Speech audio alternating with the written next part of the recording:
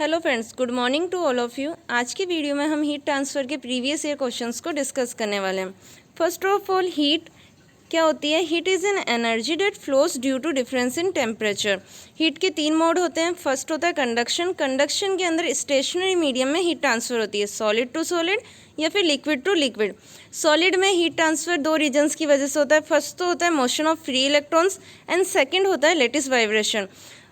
फोरियर्स law में हम यहाँ पे कंडक्शन के अंदर हीट ट्रांसफ़र की वैल्यू कैलकुलेट कर सकते हैं, Q इक्वल टू KA/dt/dx, जहाँ पे यहाँ K थर्मल कंडक्टिविटी को डिनोट करता है। जिस मेटल की थर्मल कंडक्टिविटी जितनी ज़्यादा होगी वो उतनी हाई रेट से हीट ट्रांसफ़र कर पाएगा।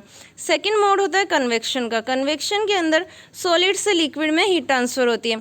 सॉलिड के अंदर तो यहाँ पे कंडक्शन मैकेनिज्म फॉलो होता है एंड लिक्विड के केस में एडवेक्शन मैकेनिज्म फॉलो होता है।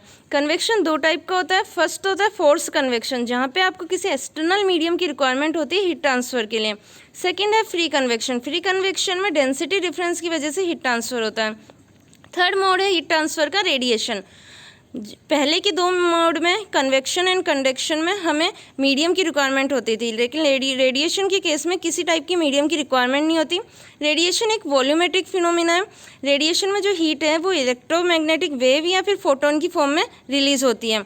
स्टीफन बोल्ट्जमान लॉ की हेल्प से हम यहाँ हीट ट्रांसफ़र रेट की वैल्यू कैलकुलेट कर सकते हैं, Q इक्वल टू सिग्मा है T⁴। अब क्वेश्चंस पे आते हैं। फर्स्ट क्वेश्चन है, the rate of heat transfer from a hot surface to a cold surface is directly proportional to the difference in temperature between the two surface and the surface area normal to the direction of heat flow. This is option A Newton's law of cooling, option B Kirchhoff's law, option C Fourier's law and option D Wien's law. Correct option हो जाएगा option number C, Fourier's law. Question number second, heat transfer takes place according to option A Fick's law, option B zeroth law of thermodynamics, option C first law of thermodynamics and option D second law of thermodynamics. इसका correct option हो जाएगा option number D, second law of thermodynamics. Question number third, heat pipe is widely used nowadays because option A it acts as an insulator, option B it acts as in conductor and insulator, option C it act as a super conductor and option D it act as a fin. Correct option हो जाएगा option number C, it act as a super conductor. Question number fourth, a steam pipe is covered with two layers of insulating materials with the better insulating material forming the outer part. If the two layers are interchanged, the heat conductor option A will decrease, option B will increase, option C will remain unaffected and option D may increase or decrease depending upon the thickness of each layer. Correct option हो जाएगा option number A will decrease. Question number 5. A composite wall consists of two layers of different materials having conductivities K1 and K2 for equal thickness of the two layers. The equivalent thermal conductivity of the slab will be option A K1 plus K2, option B K1 multiply with K2, option C 2K1 K2 upon में K1 plus K2 and option D K1 plus K2 upon में K1 multiply with K2. Correct option हो जाएगा option number सी 2K1 K2 upon में K1 plus K2. Question number 6. In a long cylindrical rod of radius r and a surface heat flux of q, the uniform internal heat generation rate is option A 2q by r, option B 2q, option C q by r and option D 2q by r square. Correct option हो जाएगा option number A 2q by r. Question number 7.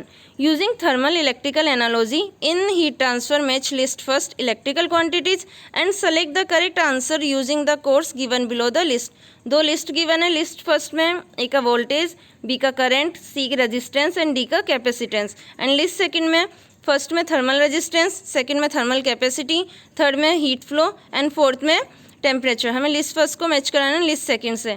Correct option हो जाएगा option number D, ए का 4 voltage का temperature, B का 3 current का heat flow, सी का resistance का first thermal resistance and D का कैपेसिटेंस का थर्मल कैपेसिटी। नेक्स्ट क्वेश्चन है question number 8. For conduction through a spherical wall with constant thermal conductivity and inner side temperature greater than outer wall temperature, one dimensional heat transfer, what is the type of heat temperature distribution? Option A linear, option B parabolic, option C hyperbolic and option D none of the above. Correct option हो जाएगा option number C hyperbolic. Question number 9. What is the ratio of thermal conductivity to electrical conductivity equal to?